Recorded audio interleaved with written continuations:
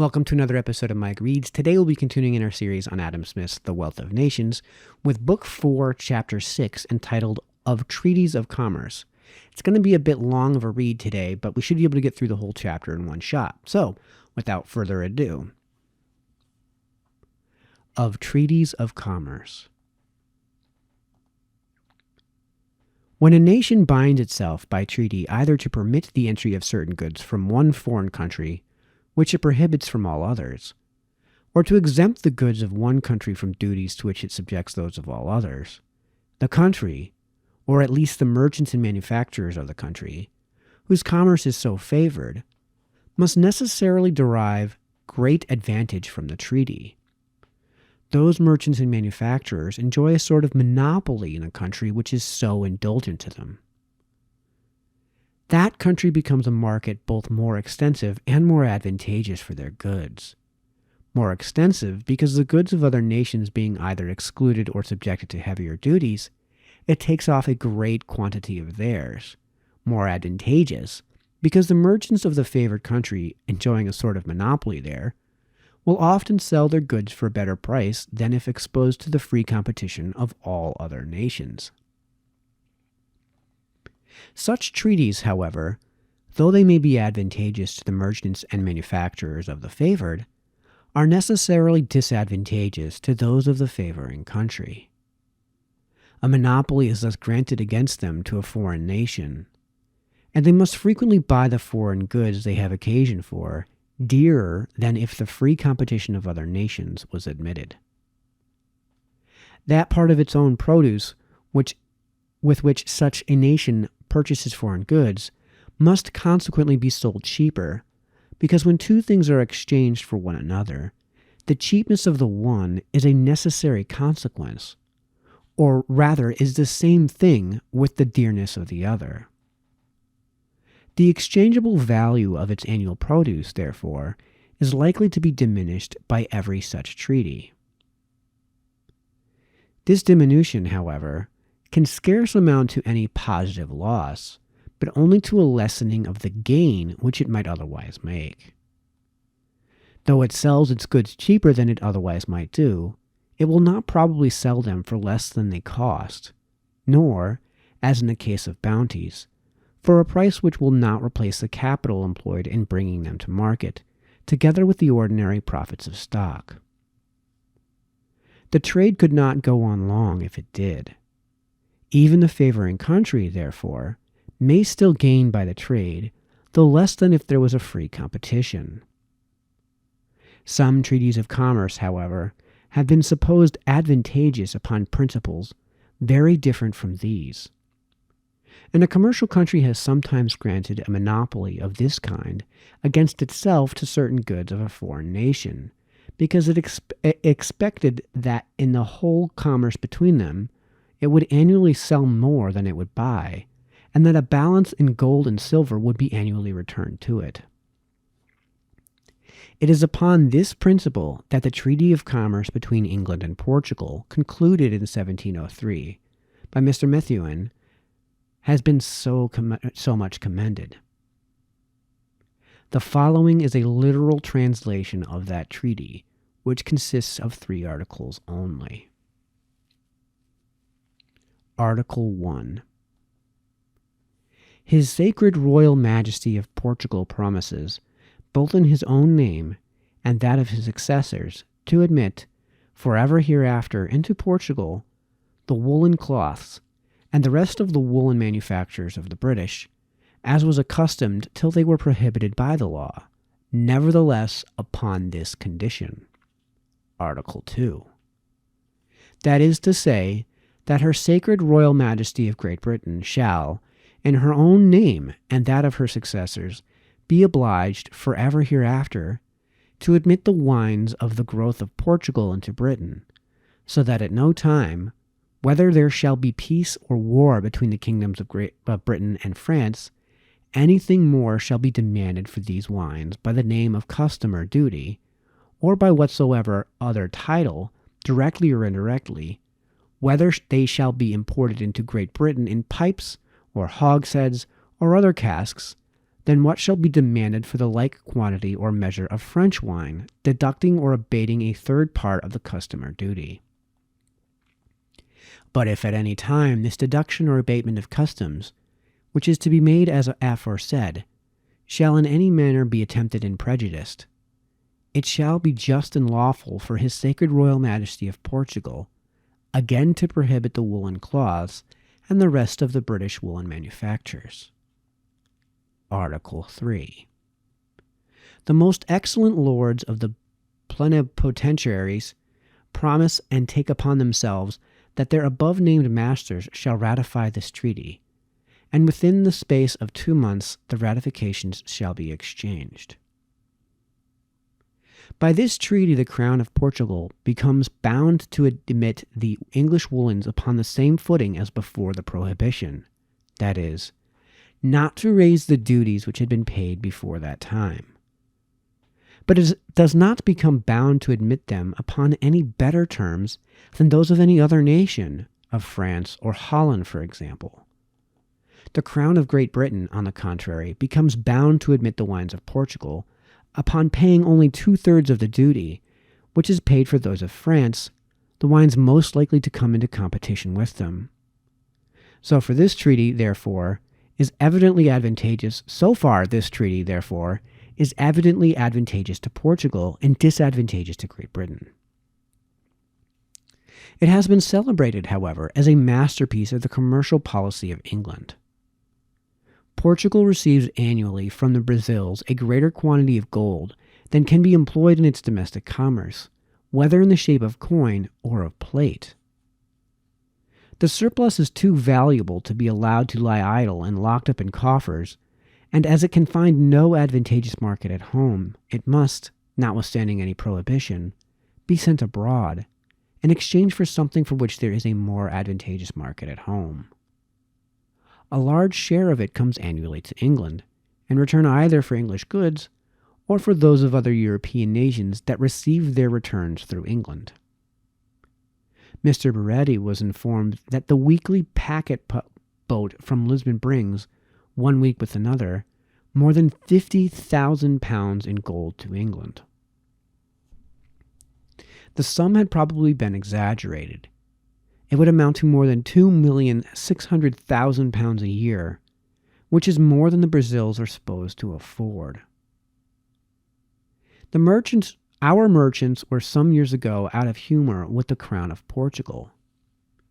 Some privileges which had been granted them, not by treaty, but by the free grace of that crown, at the solicitation indeed, it is probable, and in return for much greater favors, defense or protection from the Crown of Great Britain, had been either infringed or revoked. The people, therefore, usually most interested in celebrating the Portugal trade, were then rather disposed to represent it as less advantageous than it had commonly been imagined. The far greater part, almost the whole, they pretended, of this annual importation of gold was not on account of Great Britain, but of other European nations, the fruits and wines of Portugal annually imported into Great Britain, nearly compensating the value of the British goods sent thither. Let us suppose, however, that the whole was on account of Great Britain, and that it amounted to a still greater sum than Mr. Baretti seems to imagine. This trade would not, upon that account, be more advantageous than any other in which, for the same value sent out, we received an equal value of consumable goods in return. It is but a very small part of this importation which, it can be supposed, is employed as an annual addition either to the plate or to the coin of the kingdom. The rest must all be sent abroad and exchanged for consumable goods of some kind or other.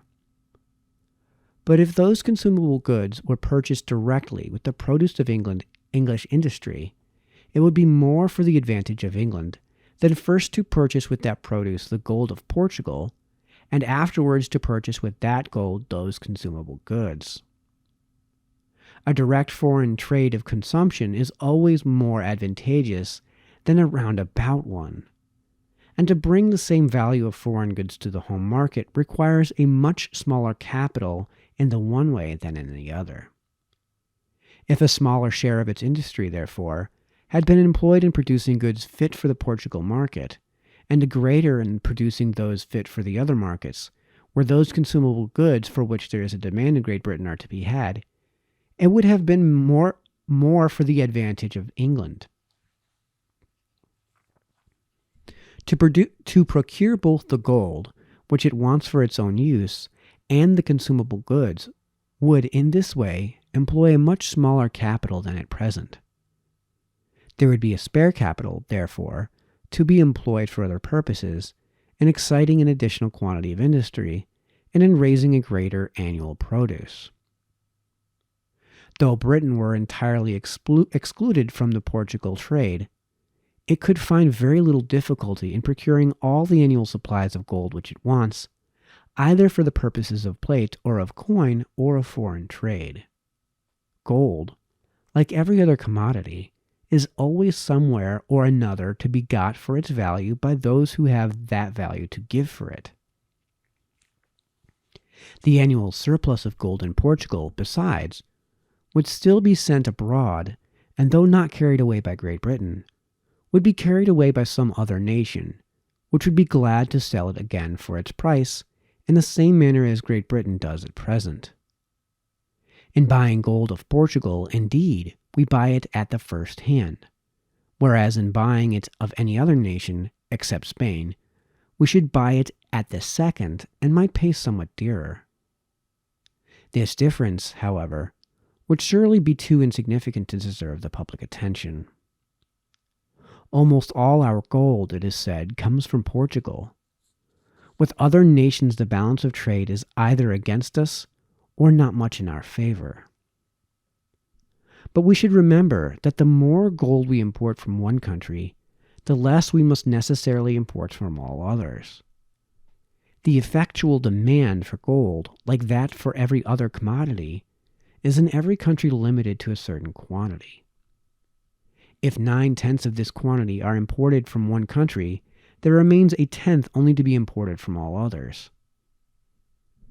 The more gold besides that is annually imported from some particular countries, over and above what is requisite for plate and for coin, the more must necessarily be exported to some others, and the more that most insignificant object of modern policy, the balance of trade, appears to be in our favor with some particular countries, the more it must necessarily appear to be against us with many others.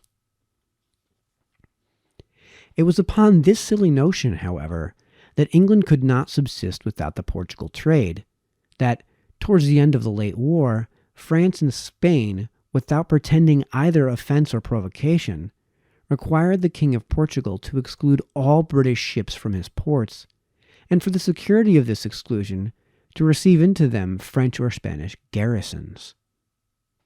Had the King of Portugal submitted to those ignominious terms which his brother-in-law, the King of Spain, proposed to him, Britain would have been freed from a much greater inconveniency than the loss of the Portugal trade, the burden of supporting a very weak ally so unprovided of everything for his own defense, that the whole power of England, had it been directed to that single purpose, could scarce perhaps have defended him for another campaign.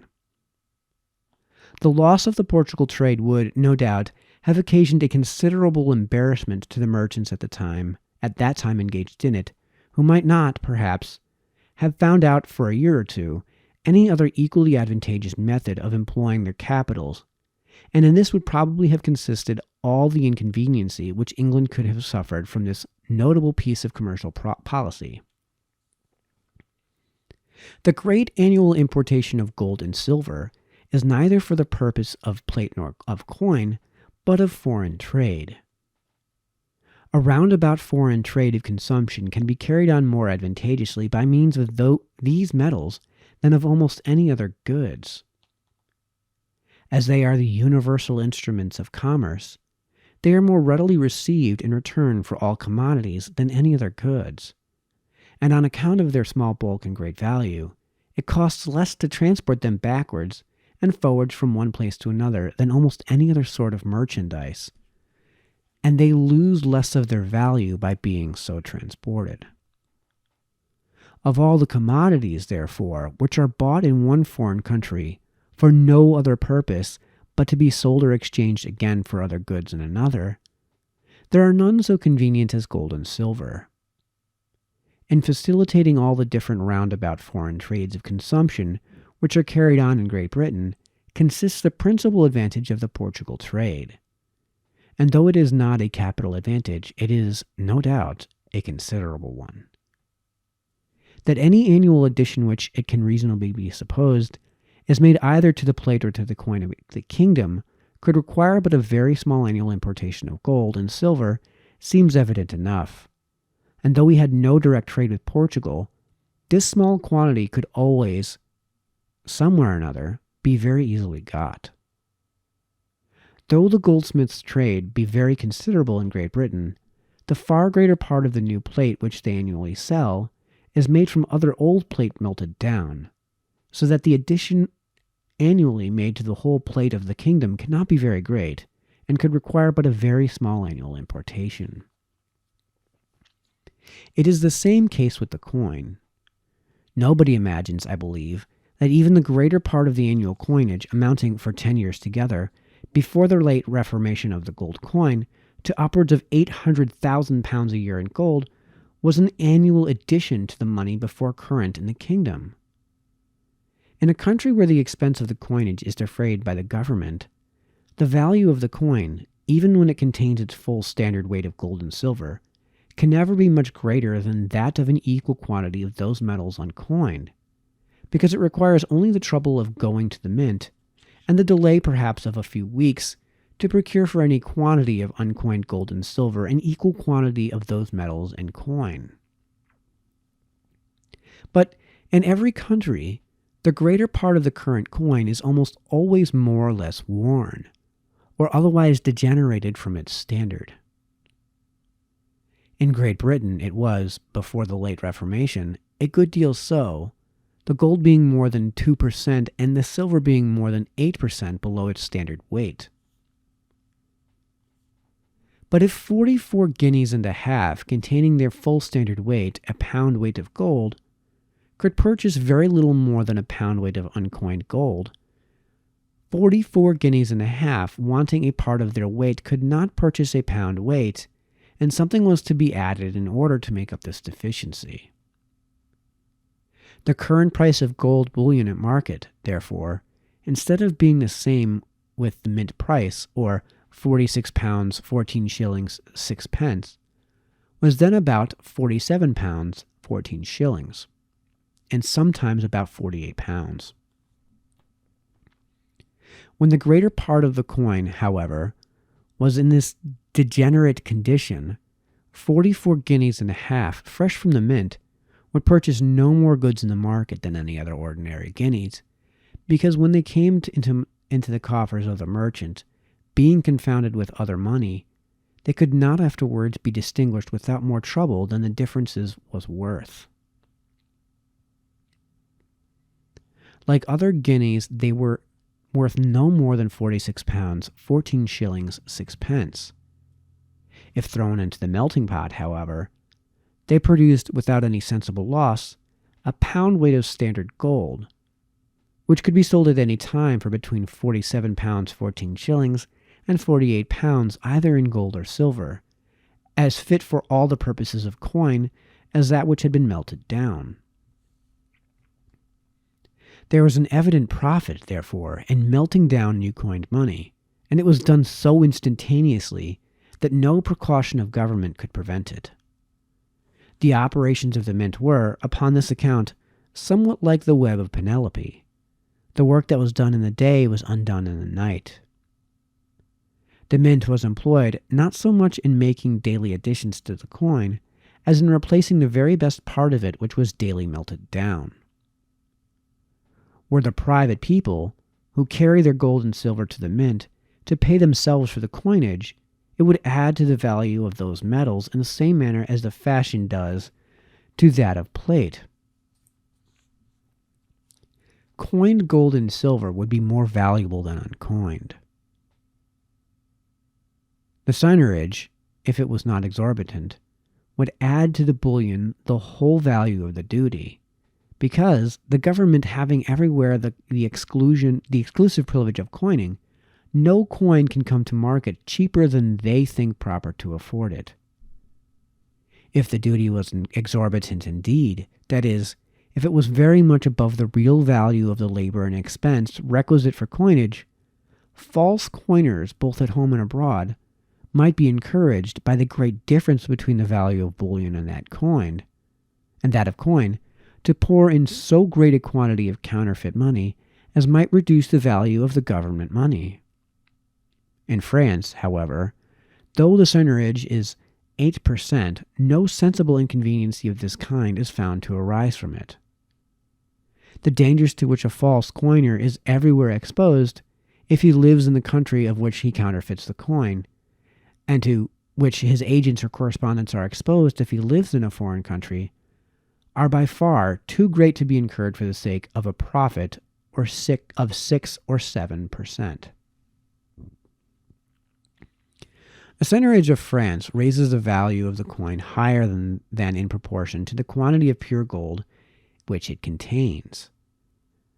Thus, by the Edict of January 1726, the mint price of fine gold of 24 carats was fixed at 744 livres, 9 sous, and 1 denier, 1/11th, the mark of 8 Paris ounces. The gold coin of France, making an allowance for the remedy of the mint, contains 21 carats and 3/4 of fine gold, and 2 carats 1/4 of alloy. The mark of standard gold, therefore, is worth no more than about 671 livres 10 deniers. But in France, this mark of standard gold is coined into 30 louis d'or of 24 livres each, or into 720 livres. The coinage, therefore, increases the value of a mark of standard gold bullion by the difference between 671 livres 10 deniers and 720 livres, or by 48 livres 19 sous and 2 deniers. A seigniorage will, in many cases, take away altogether and will, in all cases, diminish the profit of melting down the new coin. This profit always arises from the difference between the quantity of bullion which the common currency ought to contain and that which it actually does contain. If this difference is less than the seigniorage, there will be loss instead of profit. If it is equal to the seigniorage, there will neither be profit nor loss. If it is greater than the seigniorage, there will indeed be some profit, but less than if there was no seigniorage. But if, before the late reformation of the gold coin, for example, there had been a seigniorage of 5% upon the coinage, there would have been a loss of 3% upon the melting down of the gold coin. If the seigniorage had been 2%, there would have been neither profit nor loss. If the seigniorage had been 1%, there would have been a profit, but of 1% only instead of 2%. Wherever money is received by tale, therefore, and not by weight, a seigniorage is the most effectual preventative of the melting down of the coin and, for the same reason, of its exportation. It is the best and heaviest pieces that are commonly either melted down or exported, because it is upon such that the largest profits are made. The law for the encouragement of the coinage by rendering it duty-free was first enacted during the reign of Charles II for a limited time, and afterwards continued by different prolongations till 1769, when it was rendered perpetual. The Bank of England, in order to replenish their coffers with money, are frequently obliged to carry bullion to the mint, and it was for their interest, they probably imagined, that the coinage should be at the expense of the government than at their own. It was probably out of complaisance to this great company that the government agreed to render this law perpetual. Should the custom of weighing gold, however, come to be disused, as it is very likely to be on account of its inconveniency, should the gold coin of England come to be received by tale, as it was before the late coinage, this great company may, perhaps, find that they have upon this, as upon some other occasions, mistaken their own interest not a little. Before the late recoinage, when the gold currency of England was 2% below its standard weight, as there was no centerage, it was 2% below the value of that quantity of standard gold bullion which it ought to have contained. When this great company, therefore, bought gold bullion in order to have it coined, they were obliged to pay for it 2%, more than it was worth after the coinage. But if there had been a centerage of 2% upon the coinage, the common gold currency, though 2% below its standard weight, would notwithstanding have been equal in value to the quantity of standard gold which it ought to have contained. The value of the fashion compensating in this case the diminution of the weight. They would indeed have had the centerage to pay, which being 2%, their loss upon the whole transaction would have been 2% exactly the same, but no greater than it actually was. If the centerage had been 5% and the gold currency only 2% below its standard weight, the bank would in this case have gained 3% upon the price of the bullion, but as they would have had a centerage of 5% to pay upon the coinage, their loss upon the whole transaction would, in the same manner, have been exactly 2%. If the centerage had been only 1% and the gold currency 2% below its standard weight, the bank would in this case have lost only 1% upon the price of the bullion, but as they would likewise have had a centerage of 1% to pay, their loss upon the whole transaction would have been exactly 2% in the same manner as in all other cases. If there was a reasonable centerage, while at the same time the coin contained its full standard weight, as it has done very nearly since the late recoinage, whatever the bank might lose by the centerage, they would gain upon the price of the bullion, and whatever they might gain upon the price of the bullion, they would lose by the centerage. They would neither lose nor gain, therefore, upon the whole transaction, and they would in this, as in all the foregoing cases, be exactly in the same situation as if there was no centerage. When the tax upon a commodity is so moderate as not to encourage smuggling, the merchant who deals in it, though he advances, does not properly pay the tax, as he gets it back in the price of the commodity. The tax is finally paid by the last purchaser or consumer, but money is a commodity with regard to which every man is a merchant. Nobody buys it but in order to sell it again, and with regard to it there is in ordinary cases no last purchaser or consumer. When the tax upon coinage, therefore, is so moderate as not to encourage false coining, though everybody advances the tax, nobody finally pays it because everybody gets it back in the advanced value of the coin. A moderate centerage, therefore, would not in any case augment the expense of the bank, or of any other private persons who carry their bullion to the mint in order to be coined, and the want of a moderate centerage does not in any case diminish it.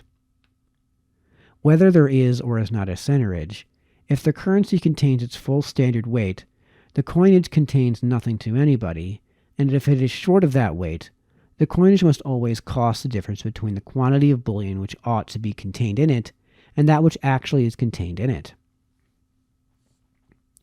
The government, therefore, when it defrays the expense of coinage, not only incurs some small expense, but loses some small revenue which it might get by a proper duty, and neither the bank nor any other private persons are in the smallest degree benefited by this useless piece of public generosity.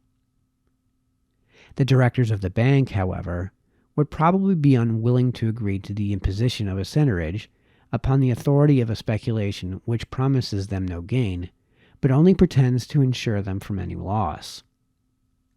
In the present state of the gold coin, and as long as it continues to be received by weight, they certainly would gain nothing by such a change.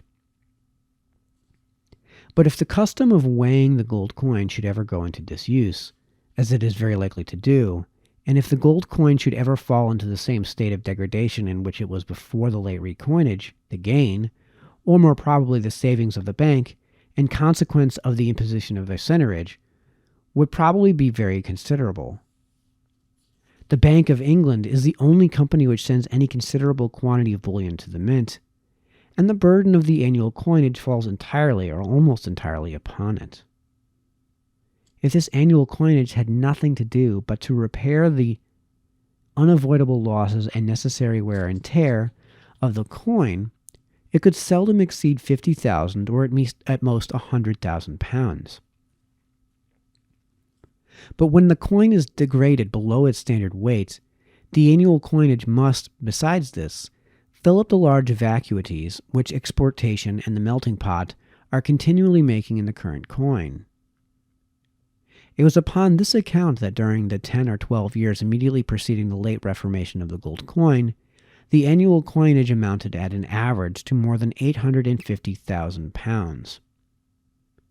But if there had been a centerage of 4 or 5% upon the gold coin, it would probably, even the state in which things were, have put an effectual stop to the business both of exportation and of the melting pot. The bank, instead of losing every year about 2.5% upon the bullion which was to be coined into more than 850,000 pounds, or incurring an annual loss of more than 21,250 pounds, would not probably have incurred the 10th part of that loss. The revenue allotted by Parliament for defraying the expense of the coinage is but 14,000 pounds a year, and the real expense which it costs the government, or the fees of the officers of the mint, do not upon ordinary occasions, I am assured, exceed half of that sum. The saving of so very small a sum, or even the gaining of another which could not well be much larger, are objects too inconsiderable, it might be thought, to deserve the serious attention of government.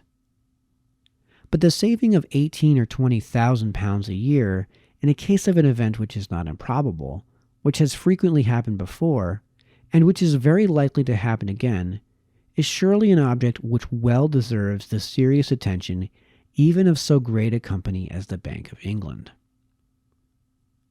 Some of the foregoing reasons and observations might perhaps have been more properly placed in those chapters of the first book which treat of the origin and use of money, and of the difference between the real and nominal price of commodities. But as the law for the encouragement of coinage derives its origin from those vulgar prejudices which have been introduced by the mercantile system, I judged it more proper to reserve them for this chapter.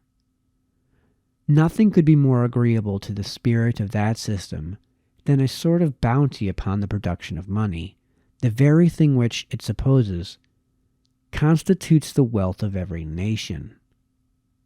It is one of its most admirable expedients for enriching the country. All right, that concludes Book 4, Chapter 6. We will continue with our reading in Adam Smith's The Wealth of Nations with Book 4, Chapter 7 of Colonies, Part 1. This is going to be a very long chapter. Hopefully it doesn't have quite so much French or the word centerage, which I honestly have no idea how to pronounce. So hopefully it won't contain any of that nonsense. And we will see you in Chapter 7 in the next video. This is Mike, signing off.